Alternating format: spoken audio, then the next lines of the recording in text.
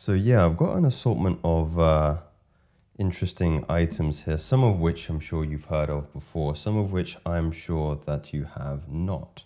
And these are all in the attempts to optimize your male gene expression, or as a more accurate way to put it, it is getting the most out of your DNA, getting the most out of your genes. Look, you will never hear me devolve into any kind of black pill rhetoric. I do not believe that there is nothing an individual cannot influence, cannot have jurisdiction or agency in. Any aspect of life, doesn't matter. However, we do need to be reasonable in terms of the remit of, what is deemed within our control and what is deemed not in our control. But first, we need to delineate, we need to be very specific by what we mean in terms of masculine gene expression. Many men, and rightly so, to a certain degree, want to fully optimize free-base testosterone in their blood. Perfect, brilliant. But what we really mean, or what most men mean when they say, I want a upregulation in my free-base testosterone, maybe I want to go to, the 4-digit number, nanograms per deciliter, sure, we get it. What they actually mean to say is, I want the masculine gene expression that comes at a consequence of those heightened levels of free-base testosterone flowing in my blood. So we'll go through the stages here in terms of how we can actually optimize our masculine gene expression and some of the things that get in the way. And like I said, I'll share with you at the end some of my personal things that have been very, very helpful and resourceful for me in terms of fully optimizing my genes to their fullest capacity, let's say. So let's begin well, actually, I'll show you my diagram first. So what you can kind of see up on the board is a cell, a nucleus, and free-base testosterone moving into the cell. Now, this is how, this is masculine gene expression, essentially. What we're seeing here is free-base testosterone moving through the cell wall, being taken up by the androgen receptor, moved into the nucleus and turning on masculine genes such as increased bone density, increased muscle bulk, all the things that we lost over in a direct or indirect way. So there's many different pieces to this particular system that I've laid out here very logically. So we'll start off with number one. Expression happens in the gene, not solely based in free-base testosterone. So there's a couple of distinctions we have to make here first. The difference of protein-bound test, which is sex hormone binding globulin, and free-base testosterone. So if you're ever getting a test, if you want to test where your test is, it's really important that you pay attention and you get the figures for your free-base testosterone. And the easiest way to describe the difference between, Joseph, what is protein-bound testosterone and free-based is active and inactive. So you can kind of see here that I've drawn this little blue circle. That's indicative of active free-base testosterone that is going to allow itself to permeate through the cell wall, and then hopefully if our androgen receptors are sensitive enough, it will move it into the cell nucleus and turn on those genes. However, what we have over here is sex hormone binding globulin, which is a protein, and you can see testosterone has bound to this little black circle here, and therefore it is inactive. It cannot then pass through the cell wall and start to turn on those genes in the same way free-base testosterone can.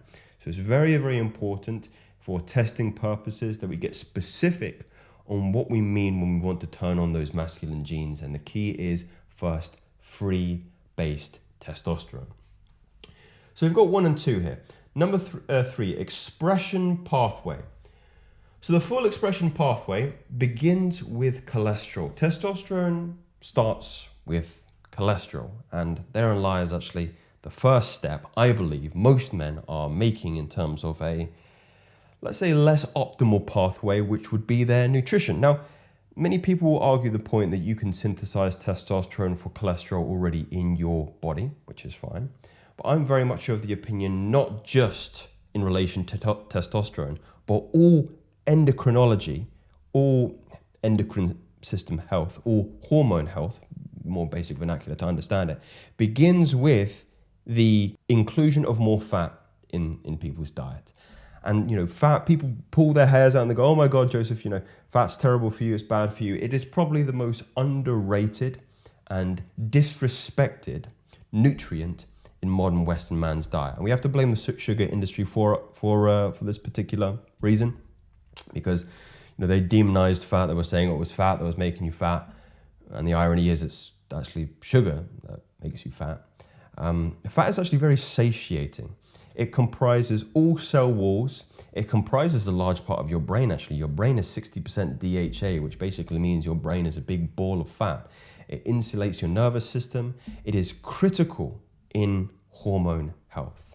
So having more fat in your diet is essential. And we're actually coming on to some of the things that I'm going to share with you here. One being a great source of fat is avocados, of course. And of course, I don't think I need to introduce you to this particular number as well. Tremendous superfood. This is something that I eat, 8 eggs in a day, and I feel absolutely fantastic. Some other bits and pieces here while I'm in the area of fat and the building bones of cholesterol. Actually, I'm going to save this for a little bit later, because this is actually going to go into the mitigation of some of the inflammatory markers that are caused by other things that you may be having in your diet or in your lifestyle, especially that are hygiene related, that I have some good solutions for. So let's move into the second part here. So cholesterol is made up of testosterone. So testosterone, building blocks of cholesterol. So now we've got free-base testosterone. Now we need to make that move from free-base testosterone into the androgen receptor. Now, I've spoken about androgen receptors in my previous videos quite a lot recently, because they are a fascinating aspect in the masculine gene expression, which can be impacted by some lifestyle choices that we have control over. That's the really, not just scary thing, but optimistic thing, is that we can have jurisdiction, we can have control, we can have agency over AR sensitivity or receptivity. And the basic way you can understand AR receptors is they move. They're kind of like a lock and key is the analogy a lot of people use.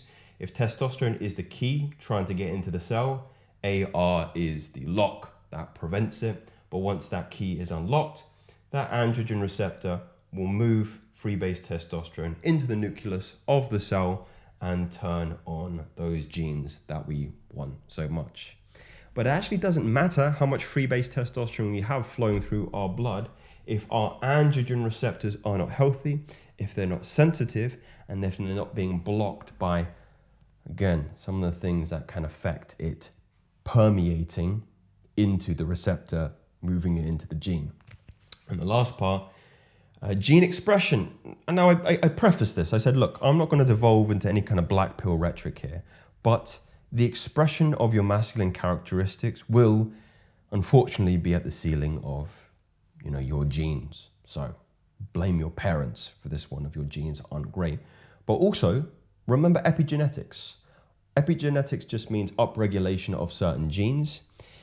The whole nature, this is really important point for your bloodline and from your lineage, is that people believe that when they hear this idea of genes, they go, oh, I can't control it. Can't control it, right? You can control it over lineage, over ancestry. Right? Genes change after each generation. And if you're doing things in your life that are upregulating high masculine genes, you're exercising, you're putting your body through some kind of hormetic stress, most weeks, cold showers, meditation, fasting, all these things, then you're upregulating genes that will be passed on through your sexual fluids into your children. And if they continue on those characteristics, that's how you get good genes. So genes change over lineage. So if not for yourself, and I understand the motivation isn't as great because most people are selfish, maybe for your bloodline, think about you can have some kind of influence, some kind of control over whether or not your children develop genes that are more favorable to them reproducing, let's say.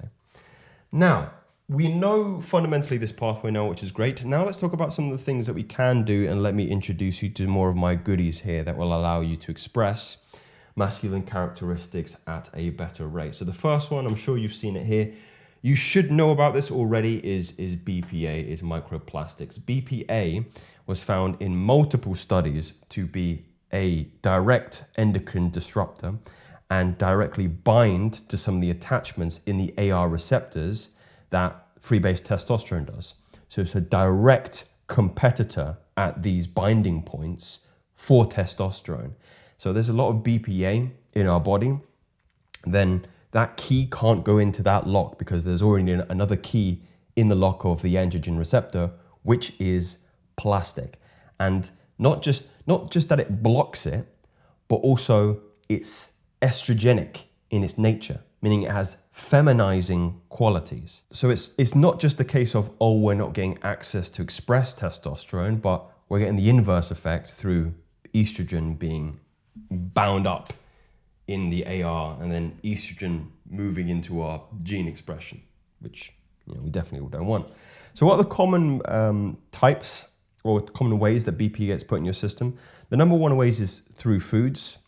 One of the classic examples, I'm sure you've heard of this one here, but I've got food storage and microwaving. Now, I actually don't microwave a lot of things. I just use containers for storage. But if you are microwaving, it's really, really important that you're using either a glass container, right? Or you're using a container that is BPA free. Now, I don't even use this. You can kind of see at the bottom here, or zoom in. There's a little right in there. You can see the kind of the fourth square. It says BPA free. Basically, it means it's free from those microplastics. Now, I don't even use this. I don't even use this because I'm kind of cynical. I don't trust it. So all my stuff is in glass. And if I do have to heat anything, it will always be in glass. The ones you want to watch out for, the dodgy plastic ones from takeaway places. If you are having the odd takeaway now and again, and people keep those plastic Tupperwares, then they put their lunches in them, then they're going to work and they put it in the microwave. And then that heat starts to bleed the microplastics from the Tupperware into your food. You're shoving it down your gullet and then it's going to your receptors and it's binding there and having an estrogenic effect. Another thing I would say is how you're cooking as well. So this is something that I bought years and years ago, not realizing that it's a plastic spatula, and I was heating up some scrambled eggs, right, pushing them around with my spatula, and the plastic's probably most likely bleeding off the spatula into my scrambled eggs, and I'm eating up my scrambled eggs like that. So wooden kitchen utensils, wooden crockery. And I think you understand the motivation and the reasoning behind this. It's just being mindful of what you're cooking with, what you're allowing to touch food, and minimizing any plastic content in preference for something like glass. Metal is also good. Some people will argue metal toxicity. Well, glass is top tier. Other ways BPA can get into the body is, of course, through the clothing that you're wearing. I try to advocate for wool and cotton wherever I can and stay away from polyester. Also think about bedding. If you're spending 8 to 9 hours every single day on bedding that's lined with plastic polyester, that's bleeding into your skin. You can absorb through the skin. You can imagine you've got cuts in the skin as well. Maybe you've been deadlifting and you've got some scabs and the plastic's bleeding into your skin that way. That's just another portal of entry for some of these BPA plastics to get into the body. Now, a lot of you say, Joseph, you're over-exaggerating here. Yeah, well, testosterone is dropping 1% every single year. So, who's really in trouble in this case is us. And these are all very reasonable steps that you can take to minimize your exposure. You have to talk about the expression of testosterone as well, meaning it has a direct impact on your mood, your irritability, your positive mental attitude. It's not just, big and strong Neanderthal. No, it's whether or not you go to the top of tall buildings and some days. So, take it seriously beyond the superficial and surface level stuff. That's what I would say. Next point to make here is around sexual fatigue. So I did a study, this is on my last couple of videos in reference to this notion that I think it was a rat study. They did 3 different groups. One was control group in terms of unlimited sexual access to female counterpart. One was studied in terms of 1 ejaculation per day, and the others were completely celibate, completely abstinent, and they found that those that were copulating to excess had decreased androgen sensitivity in specific regions of the brain, meaning testosterone, free-base testosterone, is less likely to bind, move into the gene, and optimize masculine characteristics. Definitely check out those videos if you haven't done already. Another one is cortisol still. This one is a very, very interesting one in relation to how testosterone actually works in the body. So testosterone and cortisol have an inverse relationship. They're actually built on the same things, cholesterol, right? So this idea is if you are in a state of chronic stress, and I need to stress chronic stress, not just you get some stress now and again, because everybody gets stressed now and again. You're not going to get rid of cortisol. Cortisol is just necessary for homeostasis. But if you're chronically stressed, then that's going to be terrible for your testosterone, because it's actually taking the tools that testosterone needs to build itself. And then it's binding to the same receptors that allow for its expression. So mitigating cortisol is going to be paramount. And the way you do that is also mitigating inflammation as well, which is the fourth point. And I will share some of my goodies that I've got in this area. The first one is seed oils. So I've talked about seed oils before. If you don't know, they are your canola, they are your vegetable oils, they are soy, they are peanut, they are sunflower, they are any seed oils, okay? You should only be using coconut, butter, tallow, ghee, olive oil. Those are the only ones that I believe are acceptable. If some of you, I mean, like duck fat, any animal fat is fine. Also be careful though which ones you're buying, because sometimes you can look on the back and they will still sneak something in. So for example, this one is just pure organic virgin coconut oil. The biggest ones are the butter. Now I was buying butter in those plastic spreadable ones. Because again, you're taking it out of the fridge and you're trying to maybe put something on sourdough and you can't spread it and you're going, oh my God, you know, with the foil pack. But the reason they're spreadable is because there's rapeseed oil in them. So do not buy butter in the plastic packs. Buy it in the foil. In the foil is just butter, and get yourself a nice little, cute little butter tray that you can store at room temperature, because that's just good butter in there. Pure butter, and it's tremendous for you. It really is. Beyond that, when you're using products, you can use some of these things as well. I mean, you can use egg on your hair, really good for your hair. I use beef fat as my moisturizer. This is the product I use. This isn't a sponsor, by the way. I just love this product. It's just unscented tallow cream, and it works tremendous for my skin. I use this coconut oil actually. I don't even cook with this. I use this on my hair. So if you look in my bathroom, there's no products that have got more than 1 or 2 ingredients in them. So you're just thinking about, again, all the different entry ways your body can be inflamed by seed oils, we're talking about specifically, or BPA as well.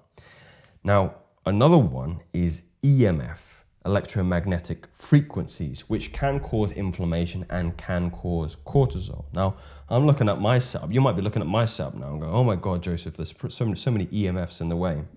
Another really good product or mineral to use is shungite. So this little rock has, maybe I'll do a video. Let me know if you want a video on this one, because this is very interesting. Shungite has properties that block EMF radiation. And this has been documented. So, you know, I'm going to do a video on this anyway. But just having these, like I have one of these next to my bed. I have one of these on my desk. I have another one actually on my Wi-Fi router. And you know, you can say it's a placebo, but ever since I bought them and I start to put them around my home, especially because I recognize that I'm spending a lot of time with my phone, with my laptop, with my other pieces of equipment, I generally just feel better. And maybe it's a placebo, I don't know, but you tell me. I'll bring you the studies. I'll bring you the studies, because I know some of you are a little bit cynical. I definitely was about this little bit of shungite. But it's even nice holding it. I sometimes meditate with, I've got some orgones as well that I meditate with. And I feel better. I feel better. I mean, other bits and pieces here we can mention, as blue light can be a stressor, cortisol, pop some of these on, and these will help secrete melatonin more naturally and get you into that sleepy state a little bit better. Boron, I did a really good video on boron a couple of weeks ago in relation to how protective this is to precursors of free-base testosterone. Like, it improves the function of vitamin D inside of you, and it's just a natural regulator of hormone health between testosterone and estrogen. Criminally underrated having boron in your stack. It's very cheap as well, so I would suggest, and don't go over 20 milligrams. I'll probably go somewhere between 6 to 10. That seems to be the sweet spot of that particular activation there. So gentlemen, these were just some of my ideas that really help you get the most out of your DNA, the most out of your genes. Would really love if you could put some more suggestions down at the bottom, and I'll add them to my list, and I'll add them to my book as well. These aren't theories today, gentlemen, they're facts. Speak soon.